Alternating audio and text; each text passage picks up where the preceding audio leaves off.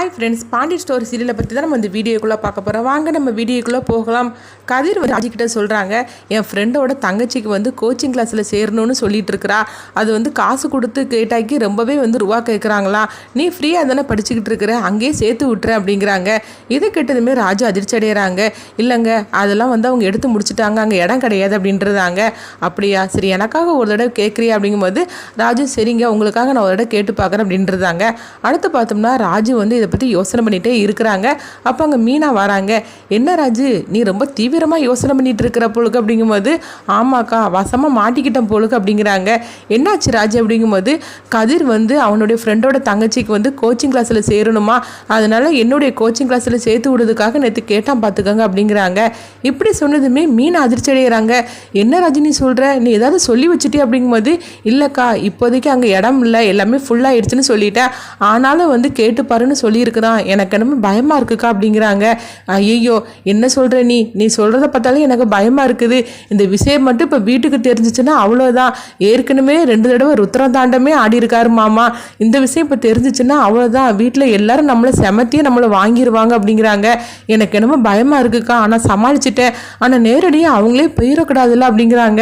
நீ அப்போ வந்து மீனா சொல்கிறாங்க, ராஜு எனக்கு என்னமோ ரொம்பவே பயமாக இருக்குது, இந்த விஷயம் மட்டும் தெரிஞ்சுன்னு வச்சுக்கோங்க, ஃபஸ்ட்டு நீ மாற்றியே இல்லையோ நான் தான் வசமாக மாட்டிக்கிடுவேன் அப்படிங்கும்போது அப்போ ராஜு சொல்கிறாங்க, நீங்கள் பயப்படாதீங்கக்கா, அப்படியே நானே மாட்டினாலும் நான் உங்களை வந்து சொல்ல மாட்டாங்க அப்படிங்கிறாங்க. சரி சரி என்னமோ நீ சொல்கிற, ஆனாலும் எனக்கு பயமாக தான் இருக்குது அப்படிங்கிறாங்க. அப்போ மயில் அங்கே வராங்க. என்னது பயமாக இருக்குன்னு எதை சொல்லிக்கிட்டு இருக்கு, எதை பார்த்து உனக்கு பயமாக இருக்குது அப்படின்னு மயில் கேட்கவும் இதை பார்த்துட்டு ராஜு அதிர்ச்சி அடைகிறாங்க. ஐயையோ நம்ம பேசுனது எல்லாத்தையும் இவங்க கேட்டிருப்பாங்களோ அப்படின்னு சொல்லிட்டு ராஜு பார்க்குறாங்க. இல்லைக்கா அப்படிலாம் ஒன்றும் இல்லை அப்படிங்கிறாங்க. இல்லை நீ ஏதோ வந்து பயமாக இருக்குன்னு சொன்ன, நான் வந்ததுமே ஒன்றும் இல்லைன்னு சொல்லிட்டேன், ஆனாலும் வந்து நீ மீனா கிட்ட எல்லா விஷயத்தையும் நீ ஷேர் பண்ணி பேசிக்கிட்டுத, என்னை பார்த்தாலே எந்த விஷயத்தை பற்றி நீ சொல்லவே மாட்டேங்கிறிய, நீ வந்து உன்னுடைய அக்காவை என்னை இது வரைக்கும் நீ ஏற்றுக்கவே இல்லை அப்படி தானே அப்படி சொல்லும் போது அப்படிலாம் ஒன்றும் இல்லைக்கா, நாங்கள் வந்து படிப்பு சம்மந்தமாக நாங்கள் வந்து பேசிகிட்டு இருந்தோம் அப்படிங்கும்போது இப்போ மீனா சொல்கிறாங்க, இப்போ எக்ஸாம் வரப்போது இல்லை அதை நினச்சி தான் அவளுக்கு பயமாக இருக்குன்னு சொல்லிக்கிட்டு இருக்கிறா அப்படிங்கிறாங்க. அதுதான் அவளுக்கு கோச்சிங் கிளாஸ்லாம் போயிட்டு இருக்கிறாளா, அப்புறமா எதுக்கு அவள் பயப்படணும் அப்படின்னு சொல்லிட்டு இருக்கும்போது இங்கே பாரு ராஜி, உனக்கு ஏதாவது வந்து எக்ஸாமில் உனக்கு வந்து டவுட் இருந்துச்சுன்னா நீ வந்து என்கிட்ட கூட கேட்க வேண்டாம், மயிலக்கா எப்போவுமே வீட்டில் தானே இருந்துட்டு இருக்கிறாங்க, அவங்ககிட்டயே நீ டவுட்டு கேளு அப்படிங்கவும் இதை கேட்டதுமே மயில் அதிர்ச்சி அடைகிறாங்க. அங்கேருந்து நைஸாக அவங்க வந்து போகிறதுக்காக பாருங்க. அப்போ மீனா சொல்கிறாங்க, என்ன மயிலாக்கா எங்கே போகிறீங்க நீங்கள், அதான் ராஜிக்கு ஏதாவது டவுட்டுன்னா நீங்கள் வந்து எப்போனாலும் சரி தான் அவளுக்கு சந்தேகத்தை நீங்கள் வந்து சொல்லிக் கொடுக்கணும், அவளுக்கு பாடத்தில் உள்ள சந்தேகத்தில் அப்படிங்கவும் அப்போ மயில் சொல்கிறாங்க, இல்லை அதெல்லாம் நான் சொல்லிக் கொடுக்க வேண்டிய அவசியம் இல்லை, எனக்கே இங்கே நிறைய வேலை இருக்குது, நான் எங்கேருந்து அவளுக்கு சொல்லிக் கொடுக்கறதுக்கு, நீ எந்த டவுட் இருந்தாலும் நீ மீனாக்கிட்டே கேட்டுக்கோ, எனக்கு நிறைய வேலை இருக்குது அப்படின்னு சொல்லிட்டு மயில் அங்கேருந்து கிளம்பி போயிருந்தாங்க. இதை பார்த்துட்டு மீனாவும் ராஜியும் சிரிச்சிக்க ஆரம்பிச்சிருந்தாங்க. இப்போ மீனா சொல்கிறாங்க, பாத்தியா நம்ம ஏதாவது ரகசியம் பேசிகிட்டு இருந்தோம்னா உடனே வந்துடுவாங்க, ஆனால் படிப்புன்னு சொல்லிட்டா போகிறோம் உடனே இங்கேருந்து கிளம்பி ஓடிடுவாங்க, எனக்கு என்னமோ இவங்க மேலே ஒரு டவுட்டாகவே இருந்துகிட்ருக்கு அப்படிங்கிறாங்க. அப்போ ராஜி சொல்கிறாங்க, உங்களுக்கு எப்போவுமே அவங்கள பார்த்தா சந்தேகமாக தான் இருக்கும் அப்படிங்கும்போது ஆமாம் நான் சந்தேகப்படுறதுல ஒன்றும் தப்பு கிடையாது, இவங்க வந்து ஏதோ ஒரு பெரிய பிரச்சனையை இவங்க மறைச்சிக்கிட்டே அலையிறாங்க, இவங்க நம்ம எல்லாத்தையும் மாமாட்ட வந்து போட்டு கொடுத்துட்ருக்காங்களா, ஆனால் இவங்க ஒரு நாள் வசமாக மாட்டுவாங்க பாரு மாமா கிட்ட அப்படின்னு அவங்க சொல்லிட்டு இருக்கிறாங்க. அடுத்து பார்த்தோம்னா அங்கே வந்து தங்கமயில தான் காட்டுறாங்க. அவங்க அம்மாவுக்கும் அவங்க ஃபோன் பண்ணி அவங்க பேசிகிட்டு இருக்கிறாங்க. என்ன மயில் என்ன பண்ணிகிட்டு இருக்கிற அப்படின்னு பாக்கியம் கேட்கும்போது இல்லைம்மா மீனாவும் ராஜியும் எதையோ பற்றி பேசிகிட்டு இருந்தாங்கம்மா, நான் வந்ததுமே உடனே வந்து அவங்க பேச்சை மாற்றிட்டாங்க, என்னன்னு கேட்டால் உடனே படிப்பு சம்மந்தமாக வந்து அவங்க பேசிகிட்டு இருந்ததா சொல்லிட்டாங்க அப்படிங்கிறாங்க. சரிடி அவங்க 2 பேரும் ஏதாவது பேசிகிட்டு இருப்பாங்க அப்படிங்கும்போது இல்லைம்மா அவங்க 2 பேரும் எதுவோ ஒன்று வந்து மறைக்கிற மாதிரிக்கே இருக்குது, ஆனால் நான் வந்து கேட்டோம்னா உடனே வந்து படிப்பு சம்மந்தமாக கேட்டிருந்தாங்களா, எனக்கு என்ன தெரியும், அதனால நைஸாக நான் நவுண்டுருந்தேன், ஆனால் அவங்க ஏதோ ஒரு தப்பு பண்ணுற மாதிரிக்கே எனக்கு தெரியுதுமா அப்படிங்கும்போது சரி 2 பேரும் எங்கே போயிட போகிறாங்க, எப்படியும் வசமாக மாட்ட தான் செய்ய போகிறாங்க அப்படிங்கிறாங்க. இல்லைம்மா ராஜி ஏதோ வந்து கோச்சிங் கிளாஸ் படிக்கிறதா சொன்னா, ஏதோ பஸ் ஸ்டாண்டு பக்கத்தில் இருக்கிறான், ஆனால் வந்து அவள் கோச்சிங் கிளாஸில் உண்மையிலேயே வந்து அவள் படிக்க போகிறாளா இல்லைன்னா வேற எங்கே போவாளான்னு சொல்லிட்டு எனக்கு டவுட்டாக இருக்குமா அப்படிங்கும்போது என்னடி நீ சொல்லிட்டு இருக்கிற அப்படிங்கிறாங்க. ஆமாம்மா ஏதோ அவள் தப்பு பண்ணுற மாதிரிக்கே எனக்கு தெரியுது அப்படிங்கும்போது சரி அவள் தான் கோச்சிங் கிளாஸ் போவேன்னு சொல்லுவாளா, அப்போ நீ வந்து அவள் பின்னாடியே போய் பார்த்துட வேண்டியதுன்னு அப்படிங்கிறாங்க. நீ சொல்கிறதுலாம் சரிதான், ஆனால் நான் என்ன சொல்லிட்டு போக முடியும் அப்படிங்கிறாங்க.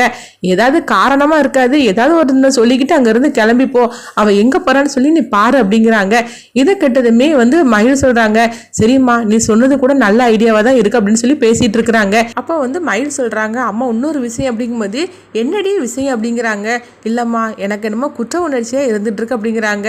உனக்கு ஏன்டி இந்த மாதிரிலாம் உனக்கு வருது அப்படின்னு சொல்லும்போது, இல்லைம்மா என்கிட்ட வந்து மாமா எவ்வளவு வந்து சந்தோஷமாக இருந்துட்டு இருக்கிறாரு, ஆனால் அவருக்கு என்னமோ நம்ம தப்பு பண்ணுற மாதிரிக்கே எனக்கு தோணுதுமா அப்படிங்கிறாங்க.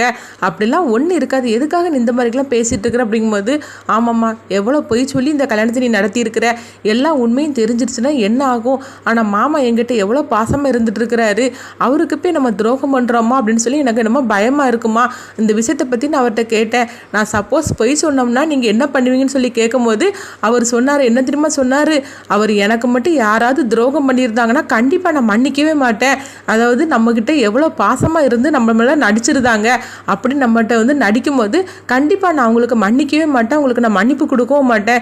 ஏன்னா நம்ம அவங்கள எந்த அளவுக்கு நம்ம நம்பிட்டு இருக்கிறோம், அப்படி இருக்கும்போது நம்மளுக்கு துரோகம் பண்ணால் நம்ம எப்படி அவங்களுக்கு மன்னிப்பு கொடுக்க முடியும் அப்படின்னு அவர் அன்னைக்கு என்ன சொன்னாருமா. நம்ம நடத்தின நாடகம் எல்லாமே அவருக்கு தெரிஞ்சிருச்சுன்னா என்னமாகும், கண்டிப்பாக என்னை வெறுத்து ஒதுக்கிடுவாருமா அப்படின்னு தங்கமேல் சொல்லும் போது இதை வந்து கேட்டுட்டு பாக்கியம் சொல்கிறாங்க, ஏண்டி அதெல்லாம் நடக்கும்போது நம்ம பார்த்துக்கலாம், நீயே வந்து தேவையில்லாமல் எதையாவது ஒன்று நினச்சிக்கிட்டு நீயே உன் மனசை போட்டு குழப்பிட்டு இருக்காத மயில் அப்படிங்கும்போது, இல்லைம்மா நீ என்ன சொன்னாலும் சரிதான், அவர் என் மேலே எவ்வளோ நம்பிக்கை வச்சிருக்கிறாரு, ஆனால் என்னைக்காவது வந்து நம்ம சொன்னது எல்லாமே பொய்ன்னு அவருக்கு தெரிஞ்சிருச்சுன்னா என்ன ஆகும்னு நினைக்கும் போது எனக்கு ரொம்பவே பயமாக இருக்குமா அப்படிங்கிறாங்க. நீ இதெல்லாம் நீ எப்போ பேசின அப்படிங்கும்போது, நாங்கள் வந்து ஹனிமூன் போயிருந்தோம்லம்மா, அப்போ தான் இந்த விஷயத்தை பற்றி நான் அவர்கிட்ட கேட்டேன், நான் சப்போஸ் உங்கள்கிட்ட பொய் சொல்லியிருந்தோம்னா நீங்கள் வந்து என்னை மன்னிப்பீங்களான்னு சொல்லி கேட்டோம்மா, அப்போ தான் இந்த மாதிரிலாம் சொல்லிட்டு இருந்தாரு, எனக்கு நெருக்கமானவங்க வந்து என்கிட்ட பொய் சொன்னைக்கு கண்டிப்பாக அது ஒரு பெரிய துரோகமாக்கும், அதை நான் மன்னிக்கவே மாட்டேன்னு அப்படி சொன்னார். அப்படி இருக்கும்போது நான் அவர் பொண்டாட்டிமா, அப்போ நான் இவ்வளோ பெரிய துரோகம் பண்ணியிருக்கிறேன்னு மட்டும் அவருக்கு தெரிஞ்சிருச்சுன்னா அவர் என்னை மன்னிக்கவே மாட்டாருமா அப்படிங்கிறாங்க. அப்போ பாக்கியம் சொல்கிறாங்க, இங்கே பாரு தேவையில்லாமல் நீ இதெல்லாம் பற்றி யோசனை பண்ணிட்டு இருக்கிறாங்க, அதெல்லாம் நடக்கும்போது பார்த்துக்கலாம், நீ ஃபோனை வை அப்படின்னு சொல்லிட்டு பாக்கியம் ஃபோனை வச்சுருந்தாங்க. அப்போ தங்கமயில் வந்து பயத்தோட தான் இருந்துட்டு இருக்கிறாங்க. இந்த விஷயம் எப்போ தெரிஞ்சாலும் சரிதான், பெரிய ஒரு பூகம்பமே வெடிக்கும், ஆனால் அம்மா கிட்ட சொன்னால் அம்மா கேட்கவே மாட்டுக்காங்க அப்படின்னு சொல்லிட்டு தங்கமயில் நினச்சி அதை பற்றி யோசனை பண்ணிகிட்டே இருக்கும்போது அங்கே சரவணன் வராங்க. என்ன மயில் என்ன தீவிரமாக யோசனை பண்ணிட்டு இருக்கிற, என்ன விஷயம் அப்படிங்கும்போது, இல்லைங்க அதெல்லாம் ஒன்றும் இல்லை மாமா அப்படிங்கிறாங்க. இல்லை நான் ஒரு விஷயத்தை பற்றி கேட்பேன், ஹனிமூனில் வச்சு நான் பொய் சொன்னோம்னா நீங்கள் வந்து மன்னிப்பீங்களான்னு சொல்லி கேட்டியே, நீ அப்படி என்கிட்ட என்ன தான் பொய் மறைச்சி வச்சிருக்கிற அப்படிங்கிறாங்க. அப்போ வந்து மயில் இது கேட்டதுமே அதிர்ச்சி அடைகிறாங்க. ஐயோ எதுக்காக திரும்ப இந்த விஷயத்தை பற்றி ஒரு பேசுகிறார் அப்படின்னு சொல்லிட்டு அவங்க அதிர்ச்சி அடைகிறாங்க. அப்படிலாம் ஒன்றும் இல்லைங்க, நான் அப்படி ஏதாவது தப்பு பண்ணியிருந்தேன் என்னை மன்னிப்பீங்களா மாட்டீங்களான்னு சொல்லி கேட்டேன், நான் எதுக்குங்க தப்பு பண்ண போகிறேன், அப்படிலாம் நான் ஒன்றுமே பண்ணலை அப்படிங்கும்போது, ஆமாம் மயில் உன்னை பற்றி எனக்கு தெரியாதா, இந்த குடும்பத்தார் மேலேயும் என் மேலேயும் நீ எவ்வளோ பாசம் வச்சிருக்கிற, அப்படி இருக்கும்போது நீ எதுக்காக தப்பு பண்ண போகிற, அப்படிலாம் ஒன்றும் இருக்காது, நீ ஏன் ஏதாவது யோசனை பண்ணிட்டு இருக்காது அப்படின்னு சொல்லும் போது, சரி வா நம்ம சாப்பிட போகலாம் அப்படிங்கவும் மயிலும் சரிதாங்க அப்படிங்கிறாங்க. அடுத்து பார்த்தோம்னா அங்கே எல்லாருமே உட்காந்து பேசிக்கிட்டு இருக்கிறாங்க. அப்போ கோமதி சொல்கிறாங்க, என்னங்க நம்ம குலதெய்வ கோயிலுக்கு நம்ம போகணும், நம்ம வந்து பொங்கல் வச்சுட்டு வரலாம் அப்படிங்கும்போது, சரி கோமதி நான் கூட நினச்சிக்கிட்டு தான் இருந்தேன், குலதெய்வ கோயிலுக்கு போய் ரொம்ப நாள் ஆகி போச்சுது, அதனால் நம்ம வந்து போயிட்டு வரலாம் அப்படிங்கிறாங்க. சரிங்க அப்போ லாக்கர்லேருந்து நகையெல்லாம் நீங்கள் எடுத்துகிட்டு வந்துடுங்க, 3 மருமகளுக்கு நம்ம போட்டு கூட்டிகிட்டு போக வேண்டாமா அப்படிங்கும்போது, அதுக்கு என்ன நான் போய் லாக்கரில் போய் நகையெல்லாம் எடுத்துகிட்டு வந்துடுதேன், சரி சரவணன் நீ கொஞ்சம் ஃப்ரீயாக இருந்தேன்னா என் கூட வருவி அப்படின்னு சொல்லும்போது சரவணனும் சரிப்பா அப்படிங்கிறாங்க. இது கேட்டதுமே மயில் அதிர்ச்சி அடைகிறாங்க. ஐயோ லாக்கர்ல இருந்து இவங்க நகையை எடுத்துட்டு வர போறாங்களா, இப்போ என்ன நடக்க போதோ தெரியல அப்படின்னு சொல்லிட்டு மயில் வந்து ரொம்பவே பயத்தோட இருந்துட்டு இருக்கிறாங்க.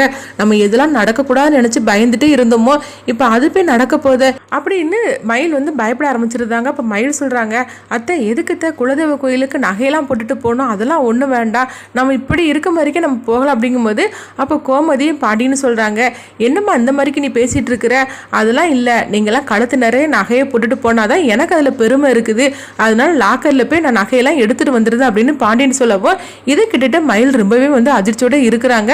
பாக்கியத்துக்கு ஃபோன் பண்ணுறதுக்காக மயில் வந்து போகிறாங்க.